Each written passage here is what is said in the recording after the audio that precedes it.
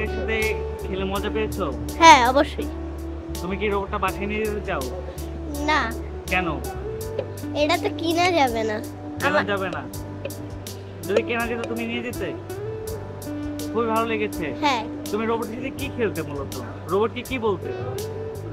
আমি বলতাম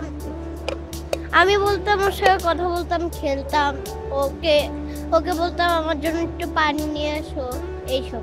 তো এই রোবটটা যেন পুরো বাংলাদেশে যেন ছড়ায় যায়। ওয়েলকাম, খুব ভালো। কি করলে এই রোবটটা মূলত কি জানো তুমি? আমি বান দেখিয়ে নিয়েছি।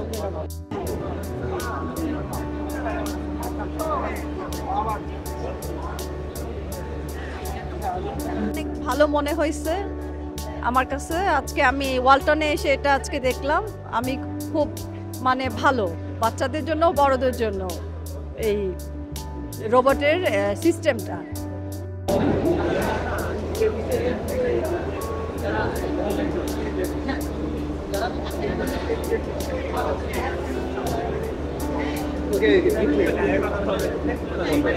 সার্ভিস রোবট, এটা একই সাথে রোবট এবং একটা রেফ্রিজারেটর।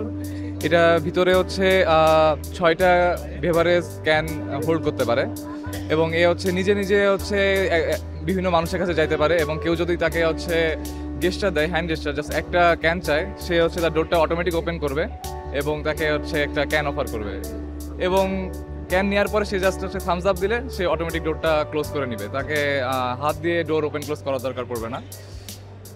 একই সাথে হচ্ছে এটা ভবিষ্যতে একটা নির্দিষ্ট মানুষের কাছে নির্দিষ্ট রুমে চলে যেতে পারবে ক্যান সার্ভ করার জন্য। আমাকে কাজ করার সময় উঠে যে ক্যান ফ্রিজ থেকে নেওয়া লাগবে না। এটা আমরা বিভিন্ন রেস্টুরেন্টে ইউজ করতে পারি, বিভিন্ন হোটেলে, বিভিন্ন রুমে আমরা যদি কিছু পৌঁছে দিতে চাই সেই ক্ষেত্রে এই রোবটটা ইউজ করতে পারি। এছাড়া আরেকটা বড় অ্যাপ্লিকেশন যেটা হইতে পারে মেডিকেল সেক্টরে। মেডিকেল সেক্টরে বিভিন্ন পেশেন্টের রুমে, পেশেন্টের বেডের কাছে যদি কোনো মেডিসিন পৌঁছায় দেওয়ার প্রয়োজন পড়ে, আমরা সেই ক্ষেত্রে এই রোবটটা ইউজ করতে পারি। তখন এটা আসলে একটা মেডিসিন ক্যারিং রোবট হবে তখন।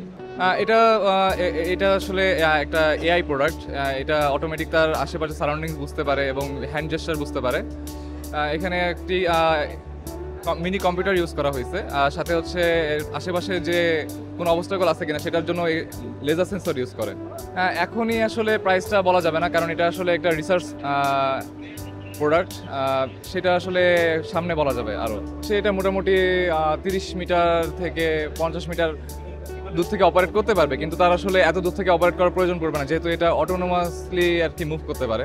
আর ইন্টারনেট কানেকশন যদি আমরা এখানে অ্যাড করি তখন হচ্ছে এটা পৃথিবীর যে কোনো জায়গা থেকে অপারেট করা যাবে। সাথে হচ্ছে একটা ক্যামেরাও আছে, সো সেখান থেকে দূর থেকে অপারেটর দেখতেও পারবে তার সামনে কি আছে।